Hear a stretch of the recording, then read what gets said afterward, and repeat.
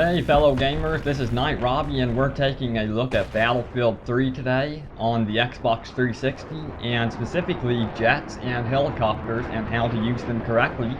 I'm going to be giving you some tips and pointers on these vehicles. They're some of the most complex vehicles in the games, especially the helicopters. At first we're going to be taking a look at the jets and then the helicopters.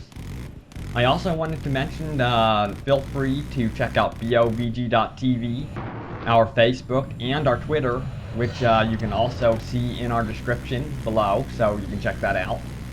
And if you like this video, please hit like on it or thumbs it up. That would be huge. Let's send this video to the top of YouTube, and I'll be sure to make more videos for you guys, just like this one. More tutorials for games that you guys love, so let me know if you want a tutorial. I'll be sure to make it for you.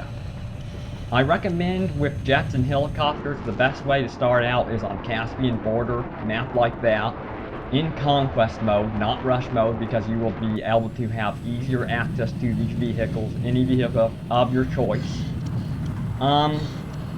Before I begin to go into more specific tips, I wanted to mention that a lot of you don't realize that there are actual upgrades to jets and helicopters, as well as other vehicles out there. Some of the upgrades for the jets include stealth, IR flares, heat-seeking air-to-air missiles, something called belt speed loading, which decreases the time it takes to reload your machine gun, proximity scans, radar, extinguisher, which actually helps extinguish fires and can bring back a disabled jet back to operating level, so that's pretty cool. And then there's a bunch of other upgrades to consider. So just remember that when you're flying around, you're actually upgrading your jet each time you help out your team, take out another aircraft, or take out a vehicle on the ground. So that's really a neat feature in my opinion, and a needed feature actually, to really let people get into the jets and experiment. At the start of each match, I recommend for you to wait before spawning. It's going to give you the best opportunity to get into a jet. You'll see the regular options for spawning, like spawning on the base or your squad mates, and then there will suddenly be an option to spawn in an aircraft. Highlight over that and try to get into the jet as fast as possible. A lot of people don't realize this. Instead of running towards the jet while you're on the ground and racing against some other person, you'll be able to get into the jet instantly and just take off. At first, just focus on keeping your jet level. There's tons of space in these maps so that you can maneuver. So don't worry about maneuvering too much at first. Just keep your jet's level, as the analog sticks are sensitive. I wanted to mention that too, so be careful with how you turn and everything.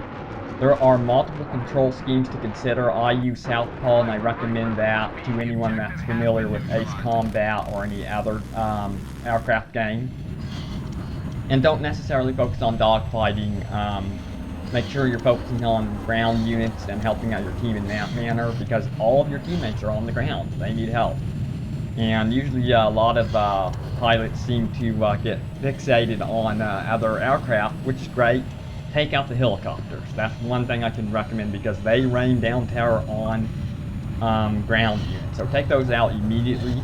Focus on choke points, and that would be really good. Make sure you're spotting any jets in the sky for both ground vehicles, anti-air vehicles, whatever.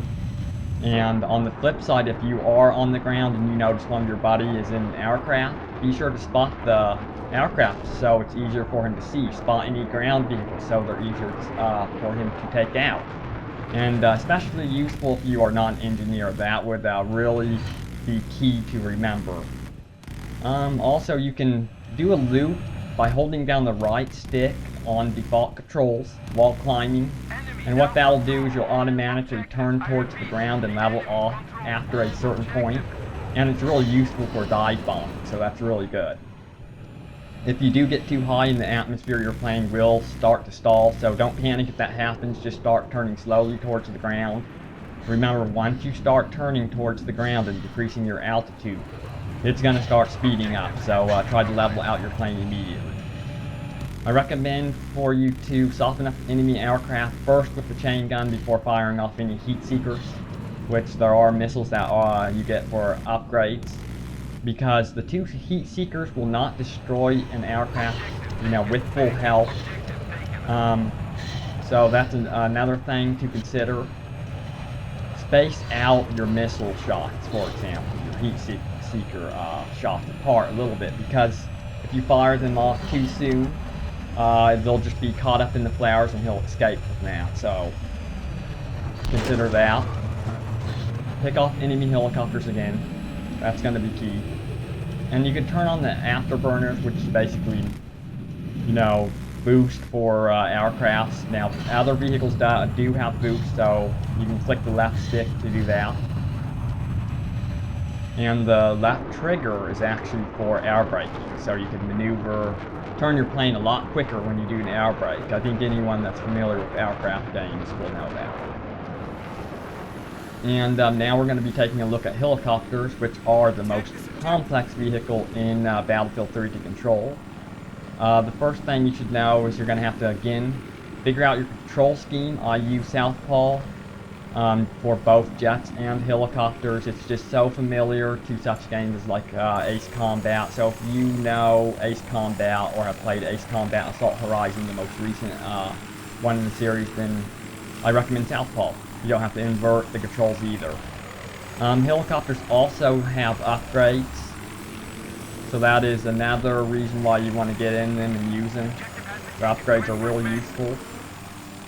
Such upgrades include stealth, IR flares, heat-seeking missiles, main cannon auto-loader, which decreases the time it takes your main cannon to load, 3x zoom optics, which is really useful in my opinion.